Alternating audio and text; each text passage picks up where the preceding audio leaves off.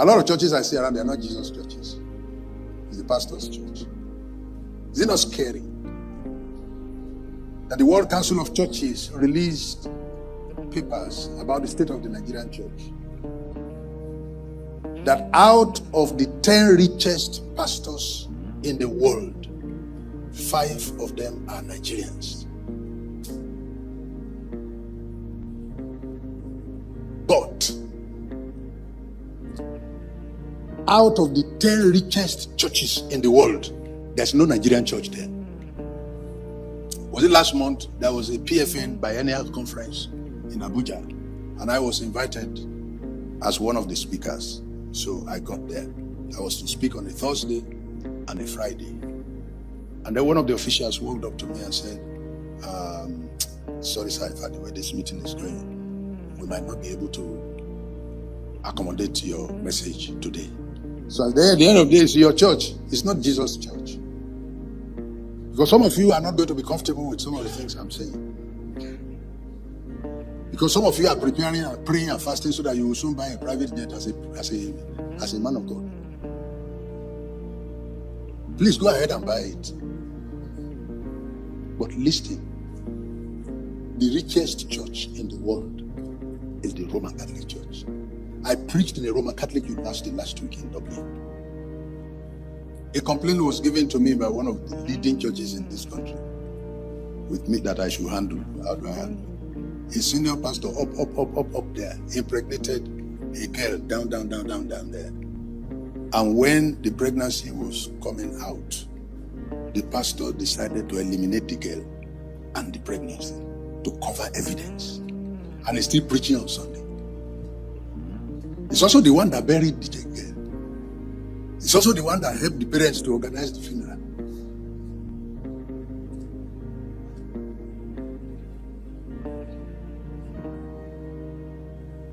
And across the board, in Ilorin, I had to intervene in a matter in which a reverend father snatched the wife of his member. Father. And things that are happening today, which in our olden days will not be there. You find the general overseer has divorced his wife. And he's still the general overseer. And the church is full every Sunday. As if we have no Bible. There are certain things we have just decided to look away from. And taking the risk of continuing to run the kingdom affairs like that. Risk because we will soon get to a place where you will be turned back. Because it's there in the Bible that whoever cannot run his house, cannot run the church. And you are running the church by force. So at the end of the day, it's your church. It's not Jesus' church. Was it last month? There was a PFN biennial conference in Abuja. And I was invited as one of the speakers. So I got there. I was to speak on a Thursday and a Friday. And then one of the officials walked up to me and said, sorry, sir, the way this meeting is going, we might not be able to accommodate your message today. Please, we would move you to tomorrow, please. I said, okay. Then they went and announced to the public that Reverend Molehin is here, but he will not be able to speak today. He will speak tomorrow. Then there was a noise across the auditorium. So I arrived again early the next day and sat down, waiting to be called. They called 4 people to speak. Some of these people spoke yesterday. And then an official again walked up to me and said, in fact, the way this meeting is going, sir, sorry, sir, we will not be able to allow you to speak.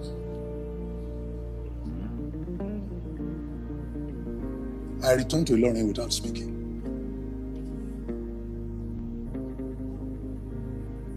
That's where we are now. At my age, look at me.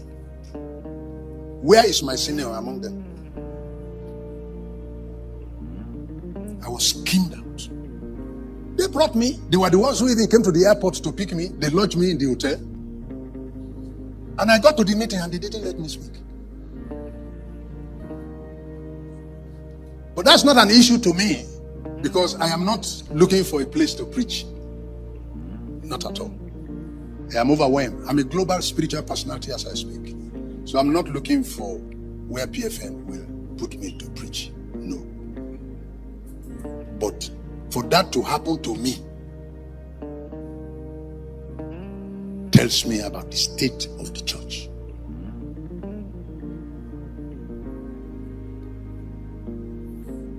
People in the repair work are endangered species.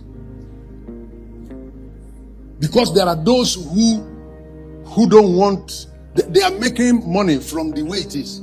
They are the ones who, the Pharisees, they're the ones who killed Jesus. Because when Jesus came and was bringing new stuff, and Jesus was becoming more popular, and the status quo was people are moving away from the status quo.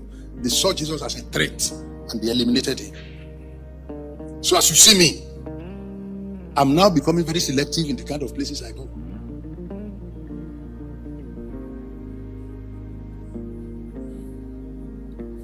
This young man who is coming into the kind of work that he has chosen, he is like signing his death warrant.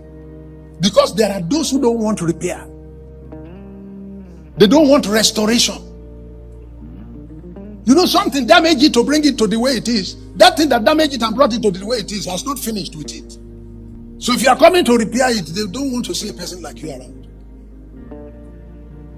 The reason I'm saying this is because of the kind of support that this type of work needs. Because the spoilers will fight back. The destroyers will fight back. They will see you and even handshake you and say, well done, God is using you.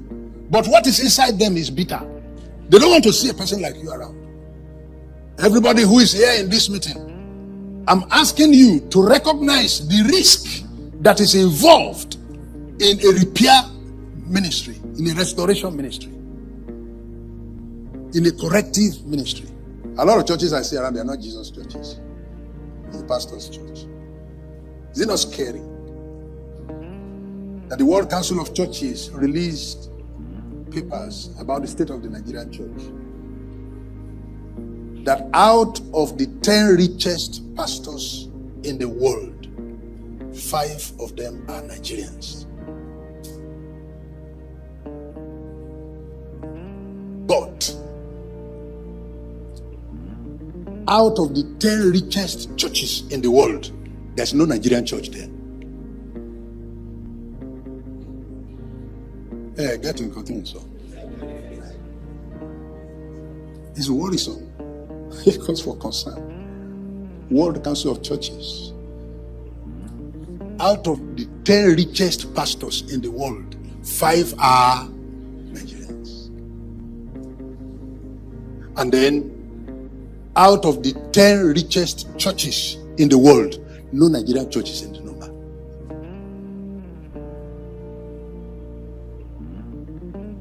Restoration now. Last week, I was in Dublin. I was in Irish, Republic of Ireland. And I went to preach in a Roman Catholic university that was built about 200 years ago. The Roman Catholic Church is the richest church in the world. The Pope has no private jet. Whenever the Pope wants to travel, in January, they make a list of his itinerary for the year. You are going to have to patiently listen to me and endure me. Because some of you are not going to be comfortable with some of the things I'm saying. Because some of you are preparing and praying and fasting so that you will soon buy a private jet as a man of God. Please go ahead and buy it. But listen, the richest church in the world is the Roman Catholic Church. I preached in a Roman Catholic university last week in Dublin.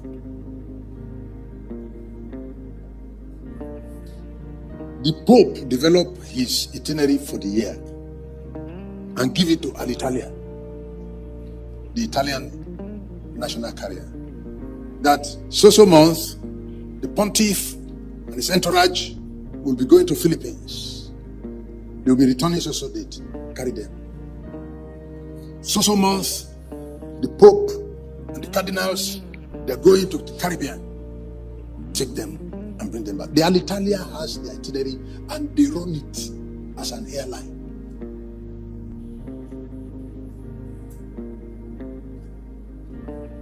And when you Pentecostals come up with some of the stuff and the plantation and the financial recklessness that you have put the tithe and offerings of the people into, and also recklessness in the use of power, both spiritual and otherwise, the Roman Catholic people are laughing. I live in Ilorin, I live among Muslims and I work among them. It's easier to convert a Muslim than to convert a Roman Catholic. Roman Catholic will be looking at you and laughing.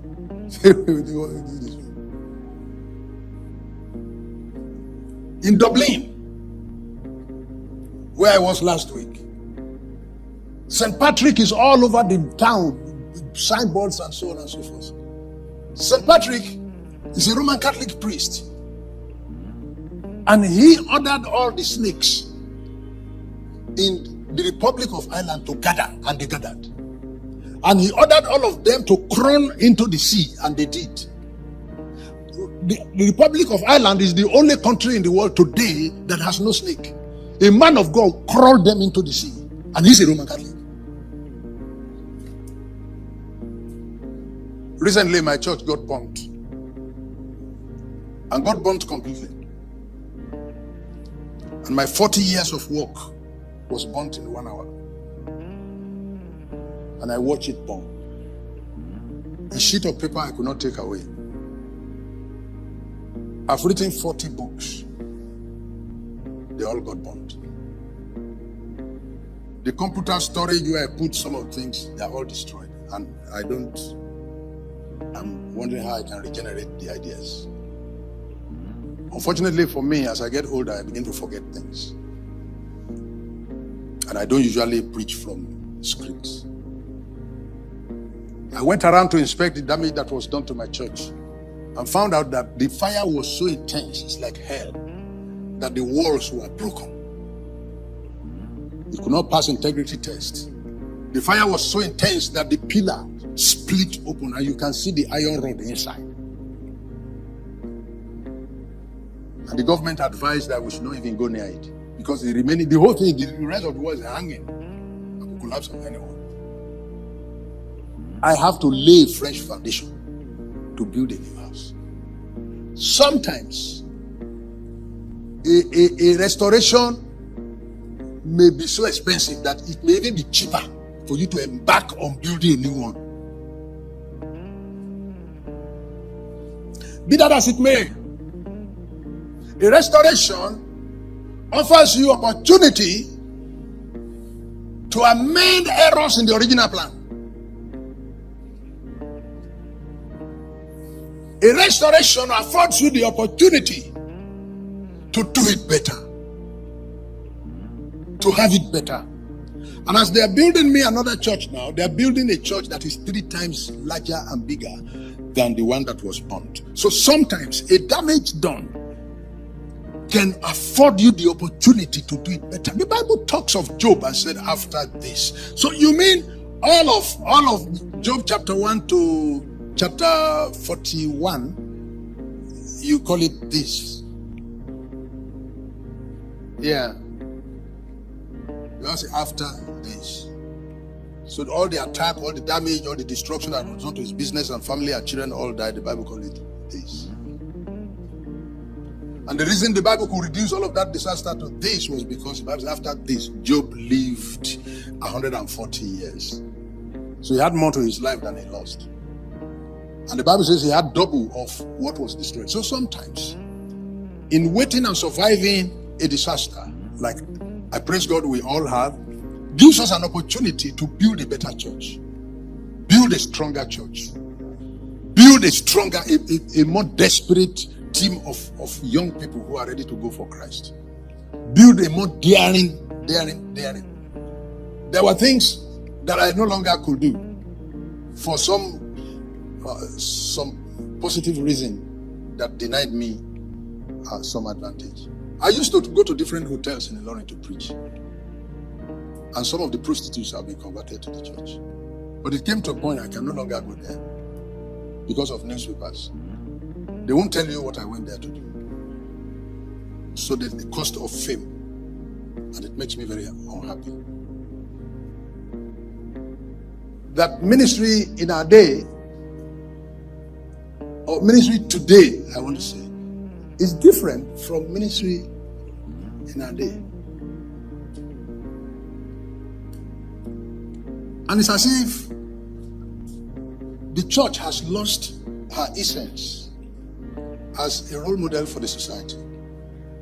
And that makes ministry very difficult. I shiver to ask him to come in, because where he is going is where I am. So I know the place.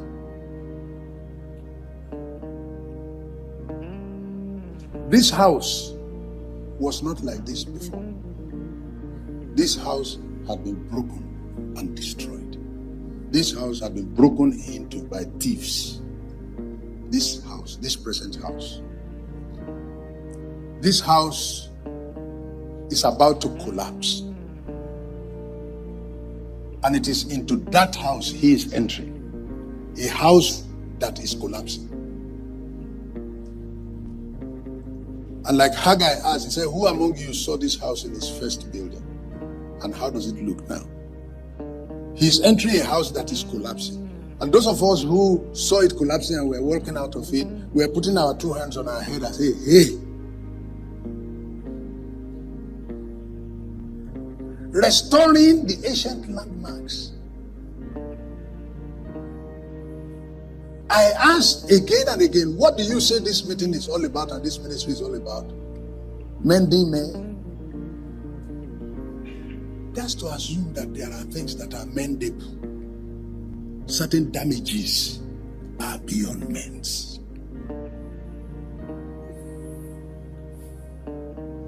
Restoring the ancient and the old landmarks. That presuppose that there has been a damage, and we are not going to be pretending about it. There's a damage. I'm a grandfather. There's a damage.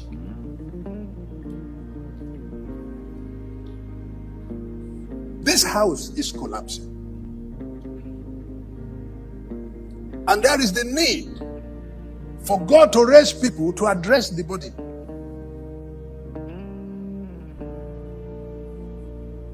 Sometimes rehabilitation, restructuring, repairs can be very costly.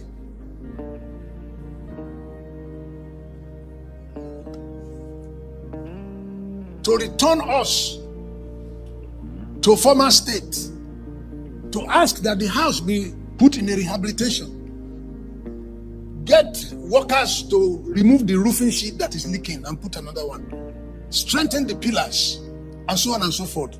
It's a great work. The kind of ministry that we are gathering around this morning is a great work. And I have wept and wept on this, because there are more who are damaging it than those who are repairing it. Those who are damaging it have the social media to their advantage. They have money to their advantage. They have education to their advantage. They have seized the front lines of public news and media. Those who are repairing it don't have money. Those who are repairing it are conservative. Those who are repairing it are looked at as primitive.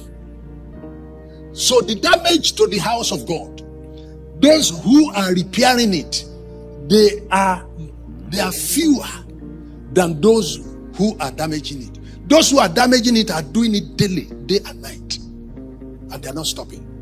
To have this man volunteering to throw himself into the repair network is a very daring one.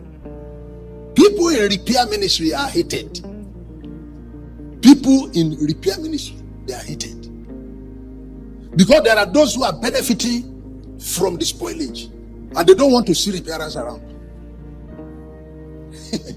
If a house is collapsing and you want to go in to fix it, as you are inside, you must also know that some of the ceiling can fall on top of your head.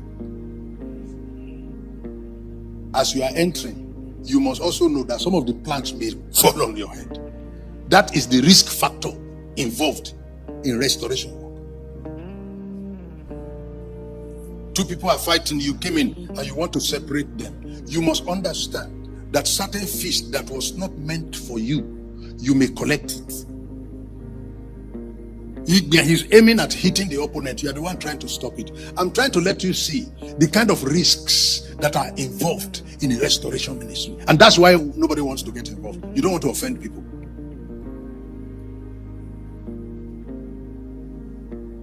Sometimes it is even better when you have assessed the damage to the building to ignore the repair and embark on building another one. Sometimes it's even cheaper than to attempt to rehabilitate a destroyed one. The cost begins from removing rubbish. The cost starts from removing rubbish.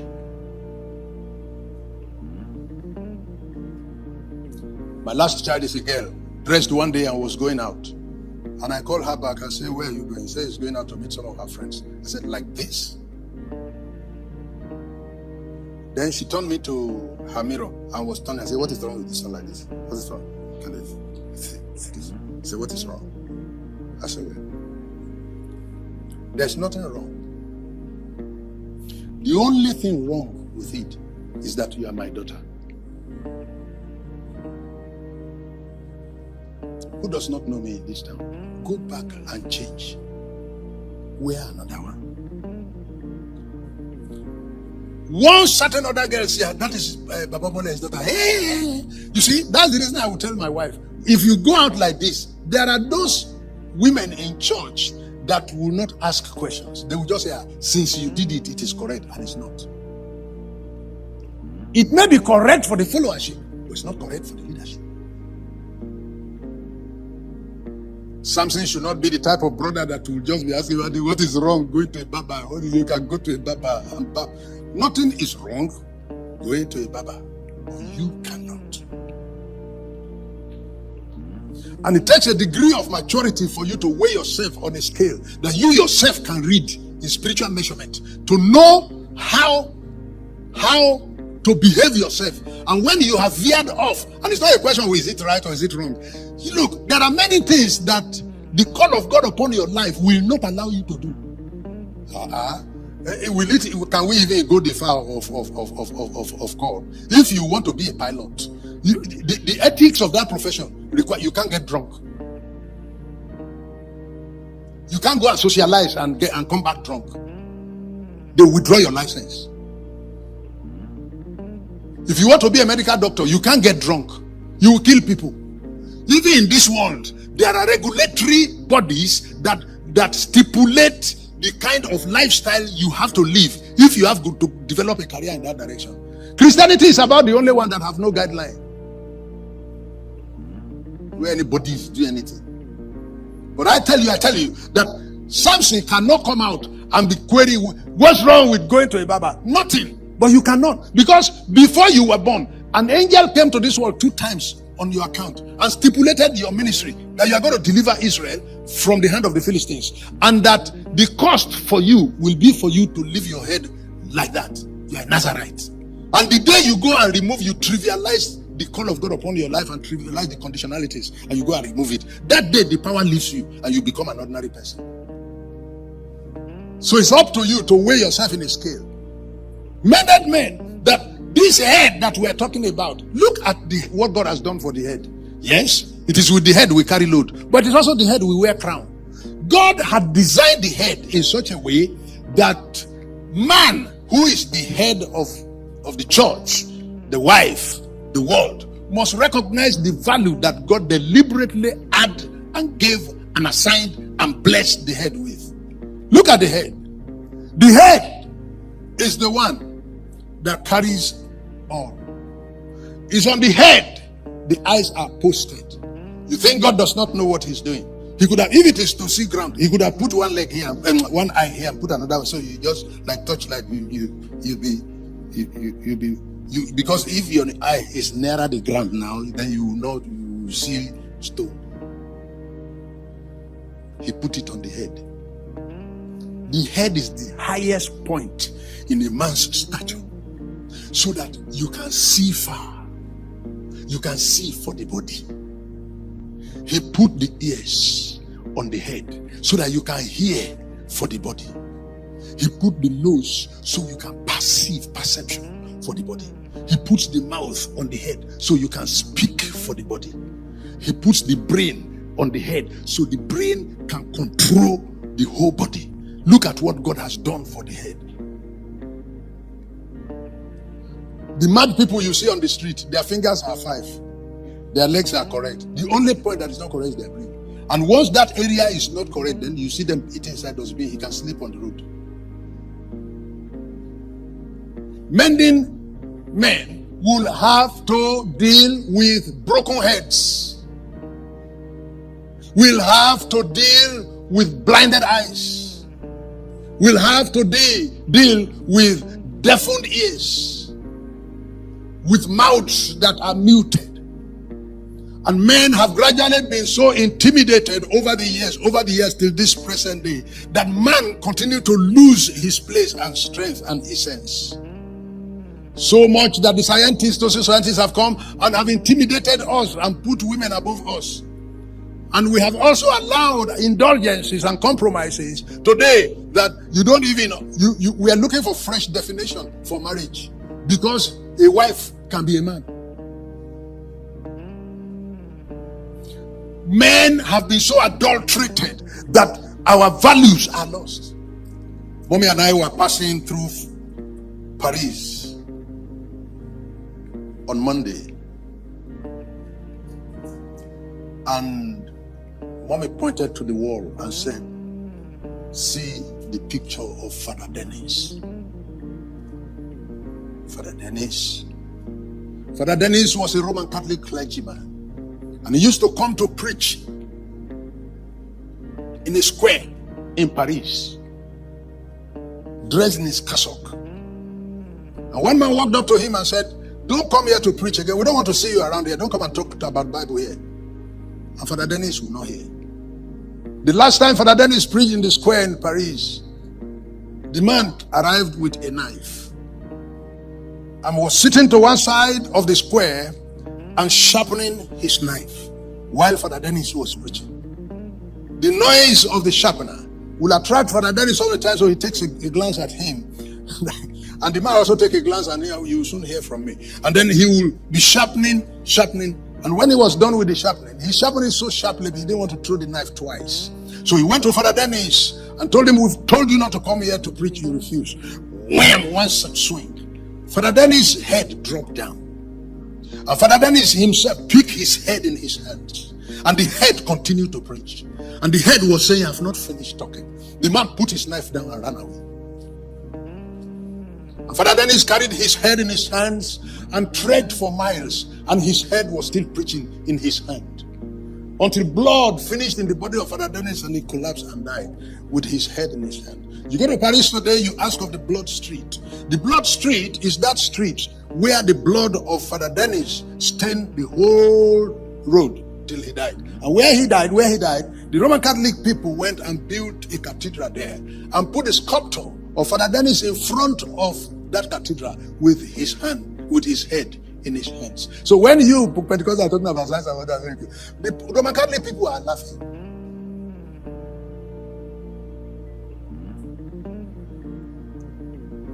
So much has been, and is that not the same Roman Catholic today that churning out millions of dollars to pacify abused members? Thank you for watching this message all the way to the end. We sincerely appreciate you for all of your engagement. We are super grateful. Like we said, the primary reason behind Kingdom Echoes is to transform lives by the power of the gospel. And we believe that a lot of you guys have been blessed thus far, because we get a lot of messages from you guys on our mails and even on our WhatsApp platforms. Like we said before, if you want to be able to join our WhatsApp platforms, check the links down at the description below this video. It will really bless you, because you'll be getting the opportunity to download some of our short form content that we post on our YouTube shorts and Instagram account. Do not forget, we will never ask you to support us in any way further than just liking and subscribing to our YouTube channel. So if you see any scammer claiming to be us, asking you for account details, just remember it is not Kingdom Echoes. Thank you so much, and we'll see you guys in the next video. Bye bye.